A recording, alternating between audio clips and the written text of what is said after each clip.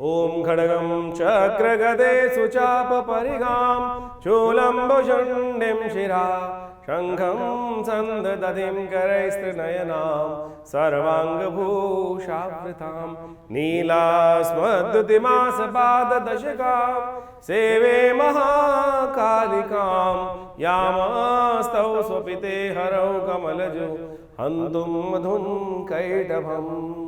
ओम जयंती मंगला काली भद्रकाली कपालिनी दुर्गा क्षमा शिवा धात्री स्वाहा स्वधा नमोस्तुते। नमस्कार, स्वागत है आपका आचार्य वाणी में। मैं आचार्य डॉक्टर विक्रमादित्य आपके साथ हूँ। आज का विषय हमारा है मीन राशि वालों के लिए ग्रहों का योगायोग कैसा बन रहा है। जुलाई के आरंभ काल से यदि हम देखें तो ग्रहों का महत्वपूर्ण परिवर्तन का योग, आपकी राशि के दृष्टिकोण से सबसे बड़ा परिवर्तन। आपकी राशि में चल रहे हैं शनि और आपकी राशि के मालिक हैं बृहस्पति, दोनों परिवर्तन की तरफ जा रहे हैं इस जुलाई के महीने में। बृहस्पति तो आरंभ काल में ही और शनि महाराज परिवर्तन की तरफ जाएंगे मध्यकाल में। तो ऐसे में समझ लें दोनों के महत्वपूर्ण परिवर्तन किस लिए कितने आवश्यक हैं। सबसे बड़ा परिवर्तन तो आप समझें, बृहस्पति महाराज जो अस्त चल रहे थे अभी परिवर्तन की तरफ गए, आपकी राशि में सुख वाले भाव में पदार्पण किया। जमीन जायदाद सुख सम्मान इन सबको दिलाने के जो योग बनने चाहिए थे वो नहीं बन पाए। क्योंकि बृहस्पति महाराज इस वक्त बदलते ही अस्त हो गया, अब होने जा रहे हैं उदय।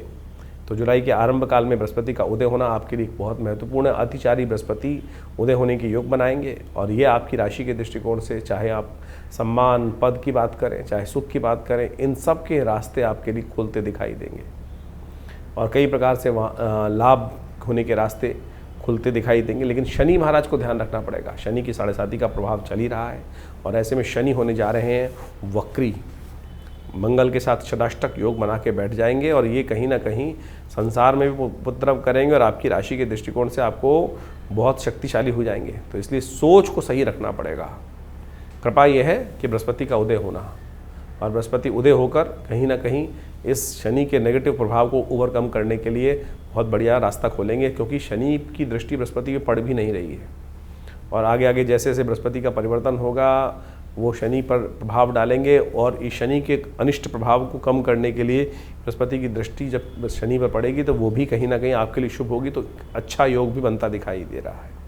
तो कन्या जो विशेष तौर पर मीन राशि वालों को खासतौर पर उपाय समझना चाहिए, क्या करना चाहिए उनको हम सिलसिलेवार तरीके से बताते हैं। सबसे पहले बात कर लेते हैं 2 तारीख की बुधवार का अवसर, सप्तमी तिथि विद्यमान है। गृह नक्षत्रों के दृष्टिकोण से समझें तो चीज़ सोच सही डायरेक्शन में जा रही है। आपकी जो विचार चल रहा है वो कहीं ना कहीं ठीक है। बहुत सारी चीज़ों का पूर्वाभास होने के योग बन सकते हैं, इसलिए पूर्वाभास को थोड़ा ध्यान रखते हुए कार्य करने की ज़रूरत है।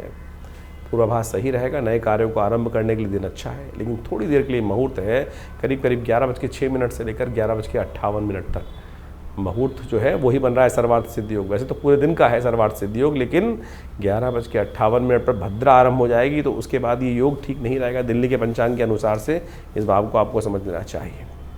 3 तारीख बृहस्पतिवार का अवसर, अष्टमी तिथि विद्यमान है और इस दिन रवि योग भी बन रहा है और साथ साथ नवरात्र का अष्टम दिवस है। गुप्त नवरात्र का अष्टम दिवस, भगवती की आराधना करने का दिवस।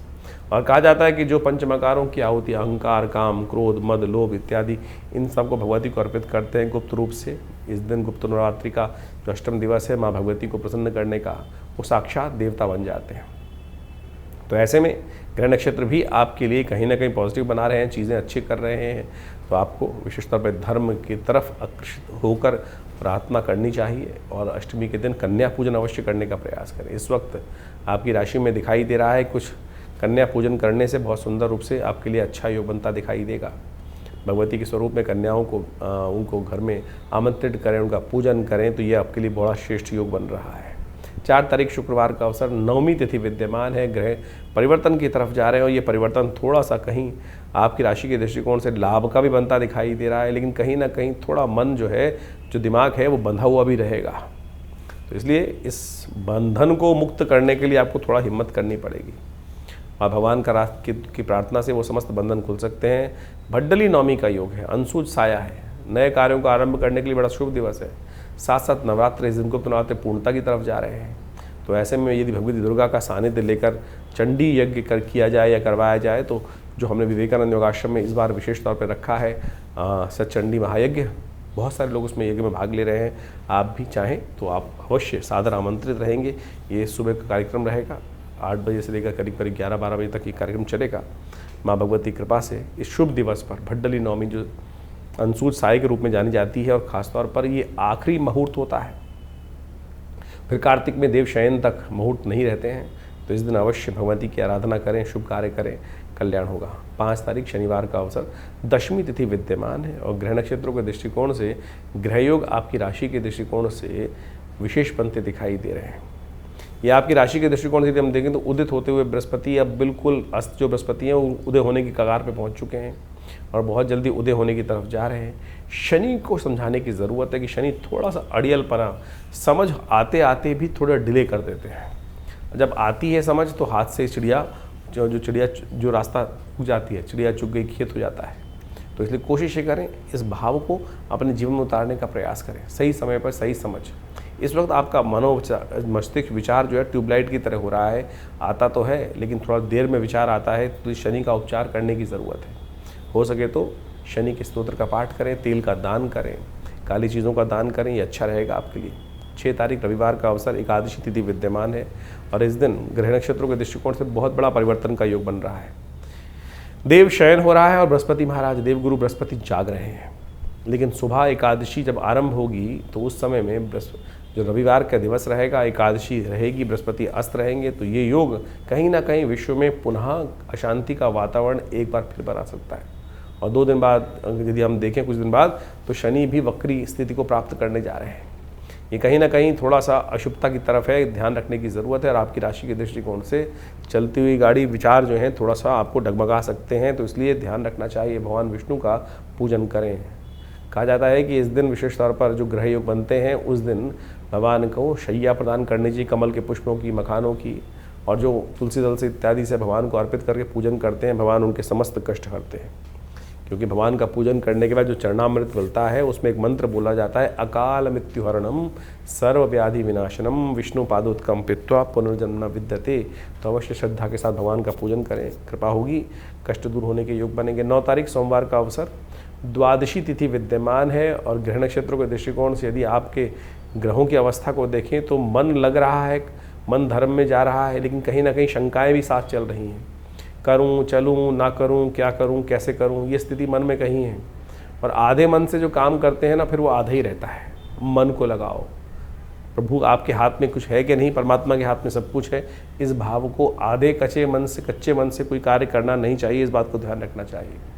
और यदि हमारी मति पर थोड़ी सी धूल आ जाए तो उसको झाड़ फूँक करवा लेनी चाहिए। कैसे? उससे संतों की सहायता, संतों के ज्ञानीजन लोगों के लिए जाकर उनके दिशा निर्देशन में कथा इत्यादि का श्रवण कर पूजन करके कार्य करना चाहिए, तो वो सब अच्छा होता है। धर्म, अध्यात्म आपको सदा सही मार्ग ही दिखाता है। इस बात को, विचार को आपको समझ लेना चाहिए, तो उस रास्ते पर चलने का प्रयास करना चाहिए। लेकिन अभी ऐसा योग बन रहा है कि धर्म में कहीं ना कहीं शंकाएं उत्पन्न कर रहा है। शनि है ना आपकी राशि में बैठा हुआ, तो वही आपके जीवन में सही मार्ग से भटकाने का आपको रास्ता भटका रखा है। शिव की उपासना करें, कल्याण होगा। 8 तारीख मंगलवार का अवसर, त्रयोदशी तिथि विद्यमान है, भौम प्रदोष का योग बन रहा है और मंगल आपकी राशि के दृष्टिकोण से इस वक्त जहां चल रहे हैं वो कहीं ना कहीं थोड़ा से शत्रुत्व को बढ़ाते दिखाई दे रहे हैं। थोड़े से कहीं ना कहीं आपकी राशि के दृष्टिकोण से जिस प्रकार के योग बना रहे हैं वो द्वंद्वात्मक स्थिति उत्पन्न कर रहे हैं। द्वंद्व से बचें। ये जो द्वंद्व है, शनि और मंगल का टकराव है, षडाष्टक योग बन रहा है, ये द्वंद्वात्मक स्थिति को उत्पन्न कर रहा है। इस द्वंद्व को ठीक करने के लिए योग अच्छा बन रहा है इस दिन। भौम प्रदोष, भौम मंगलवार का दिन, जो आषाढ़ के महीने में मंगलवार का दिन पड़ रहा है और ऐसे में प्रदोष का योग बन रहा है, ये समस्त कष्टों को हरने वाला है। ऐसे में कहा जाता है कि यदि इच्छुर रस से भगवान शंकर का अभिषेक करें तो द्वंद्वों से मुक्ति प्राप्त होती है और साथ साथ तेल से भी भगवान का अभिषेक कर लेने से बहुत सारे लाभ प्राप्ति के योग बन जाते हैं। 9 तारीख बुधवार का अवसर है, चतुर्दशी तिथि विद्यमान है और ग्रह बहुत महत्वपूर्ण परिवर्तन की तरफ जा रहे हैं और ये परिवर्तन हमें दिखाता है कहीं ना कहीं आपके लिए अच्छे रास्ते बन सकते हैं। ऐसे में मेहनत जितनी, लाभ उतना, चाहे किसी भी चीज़ में, चाहे छोटे बच्चे हैं, चाहे बड़े लोग हैं, चाहे घर हैं, स्त्री हैं, चाहे पुरुष हैं, जो भी कार्य कर रहे हैं उसमें जितना आप आगे बढ़ाने का प्रयास करोगे कदम को, उतना ज़्यादा आपके लिए रास्ता बनता दिखाई देगा और हर चीज़ का आपको रिजल्ट प्राप्त होने के योग बनते दिखाई दे रहे हैं। पॉजिटिव रहोगे तो पॉजिटिव रिजल्ट, नेगेटिव रहोगे तो नेगेटिव रिजल्ट। इस दिन से चतुर्मास आरंभ हो रहा है, कोशिश करें संत महात्माओं का आशीर्वाद लें। चतुर्मास में जो संत महात्मा होते हैं वो विशेष तौर पर एक जगह ठहर जाते हैं, 4 महीने तक बाहर नहीं जाते हैं।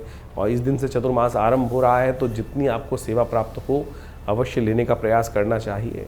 और ऐसे में आपकी राशि के दृष्टिकोण से दुस्वाभाविकता जो मन में रहती है, उससे संतों के आशीर्वाद से वो दुस्वाभाविकता, आपकी राशि का स्वभाव ही दुस्वाभाविक है। हाँ ना के चक्कर में ज़िंदगी बहुत ज़्यादा कई बार डामाडोल होती रहती है, तो इस दुस्वाभाविकता को मन से त्यागने का प्रयास करें, और वो ज्ञान के द्वारा ही हो सकता है। और सदगुरु के आशीर्वाद से वो द्वंद्व मिट जाते हैं। और वही योग बन रहा है 10 तारीख को, गुरु पूर्णिमा का योग, बृहस्पतिवार के दिन गुरु पूर्णिमा का योग, साथ साथ सत्यव्रत भी रहेगा। ऐसे में गुरु का सानिध्य अवश्य लें। और कहा जाता है ना, गुरु ब्रह्मा गुरु विष्णु गुरुदेवो महेश्वरा, गुरु साक्षात परब्रह्म तस्मै श्री गुरुवे नमः। इसलिए अवश्य इस दिन अपने समस्त जो मनसा वाचा कर्मणा गुरु के सानिध्य को प्राप्त करने का हमको प्रयास करना चाहिए। ग्रह बिल्कुल पॉजिटिव हैं, राजयोग बना रहे हैं आपकी राशि के अंदर, और ये राजयोग दिखाता है कि आपके लिए खास तौर पर आपकी मेहनत से राज्य से कहीं ना कहीं लाभ प्राप्ति के योग बन सकते हैं, चीज़ें आपके पॉजिटिव होती दिखाई देंगी। तो ऐसे में विशेष तौर पर आगे बढ़ें, कल्याण होगा भगवती कृपा से। और इस दिन के बाद अगले दिन से सावन आरंभ हो जाएगा। और कहा जाता है कि भगवान विष्णु तो शैया पर विश्राम के लिए चले जाते हैं एकादशी के बाद, और सत्ता आ जाती है शिव के हाथ में। तो नित्य प्रति भगवान का अभिषेक कैसे भी करें, दूध से करें, दही से करें, जैसी इच्छा हो वैसा करें। और हर प्रकार की इच्छा को पूर्ण करने के लिए अनेक प्रकार की कर्मकांड के सिद्धांत के अनुसार सिद्धांत बताए गए हैं। और जितना विश्वास करके ये कर्म करेंगे, विवेकानंद योगाश्रम में हमने रुद्रा अष्टाध्यायी के द्वारा, यजुर्वेद की संहिता के द्वारा ये पूरे महीने रुद्राभिषेक का कार्यक्रम रखा है। आप भी हमारे साथ जुड़े इस कार्यक्रम में, भगवान की कृपा से कष्ट दूर होंगे। तो इस प्रकार से आपने ग्रहों की विवेचनाओं को, ग्रहों के योगों को समझा कि आपके दिन पर दिन किस प्रकार के जुलाई के आरंभ काल में ग्रहों का योग बनेगा, और ये योग आपके जीवन पे किस प्रकार से प्रभाव डाल रहा है। देखिए, ये तो योग जो है वो हमेशा बनते आते हैं, और उन योगों का प्रभाव तो आपकी राशि के दृष्टिकोण से, आपके लग्न के दृष्टिकोण से पड़ता ही है। सबसे पहले ये हमको समझना चाहिए कि हमारी राशि मुख्य है या लग्न की राशि मुख्य है या सूर्य की राशि मुख्य है। क्योंकि सबसे ज़्यादा प्रश्न जो इस वक्त हमारे चैनल पर लोगों के द्वारा पूछे जा रहे हैं, या किसी भी ज्योतिषी कार्यक्रम को देख के लोगों के मन में उठता है, वो यही है कि मैं अपनी राशि कौन सी देखूं। देखिए, मुख्यतः सबसे ज़्यादा प्रमुख राशि जो होती है जहाँ चंद्रमा विद्यमान होता है, जहाँ चंद्रमा आपकी राशि में पहुँचा हुआ है, वही राशि मुख्य मानी जाती है। गोचर के दृष्टिकोण से उस राशि का महत्व ज्योतिष के दृष्टिकोण से सबसे ज़्यादा माना जाता है। लेकिन हमारा एक ऐसा मानना है, और हमने प्रत्यक्ष रूप से ज्योतिष के अंदर देखा कि वो पूरी जन्मपत्री को कई स्वरूप में देखा जा सकता है, और उन सब चीज़ों को अच्छे से देखने के बाद फिर ज्योतिषी ही ये को देखना चाहिए कि आपके ऊपर कौन सी राशि के अनुसार से किस प्रकार से ग्रहयोग फलीभूत हो रहे हैं। कई बार चंद्र राशि फलीभूत होती है और कई बार लग्न राशि फलीभूत होती है।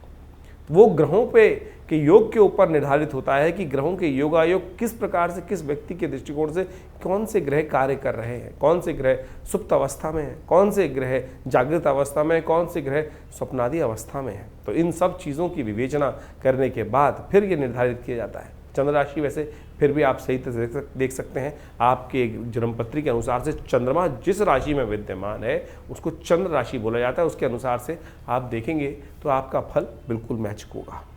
लेकिन नाम राशि बहुत सारे लोगों को जन्मपत्री पता ही नहीं होती। उसको तो एक और तरीका होता है कि नाम के दृष्टिकोण से, कि आपका नाम जिस अक्षर से निकल रहा है, अवकाश हड़ा चक्र के अनुसार से, उसके अनुसार से आपका नाम के जो पहला अक्षर है, नाम अक्षर जिसको बोला जाता है, उसके अनुसार से भी आप राशि देख सकते हैं।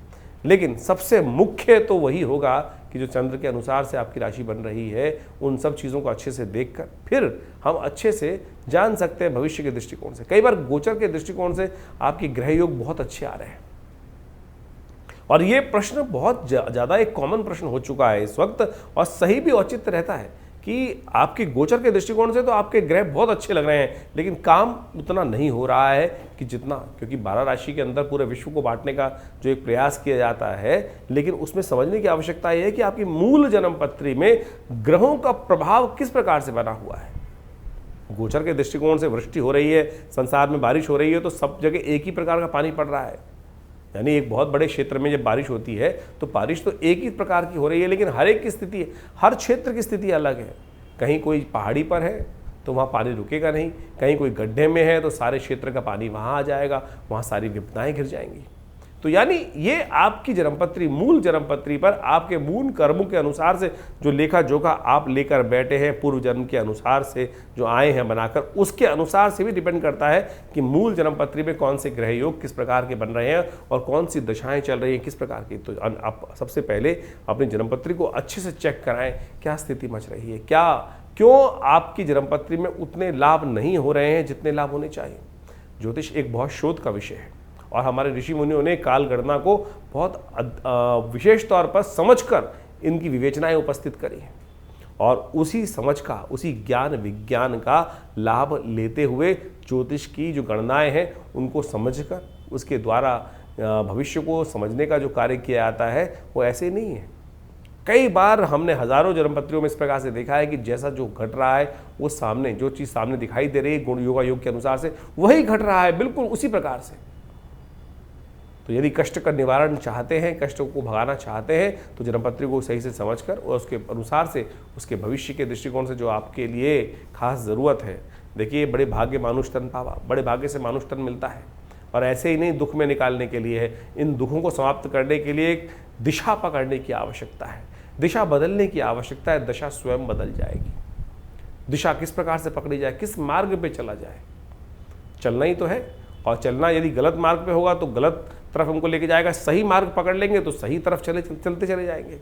तो यही जो दिशा हमको ज्ञान विज्ञान के माध्यम से मिले तो वो विशेष तौर पर हमारे जीवन में कल्याण का मार्ग बना देती है, सही रास्ता हमको दिखा देती है।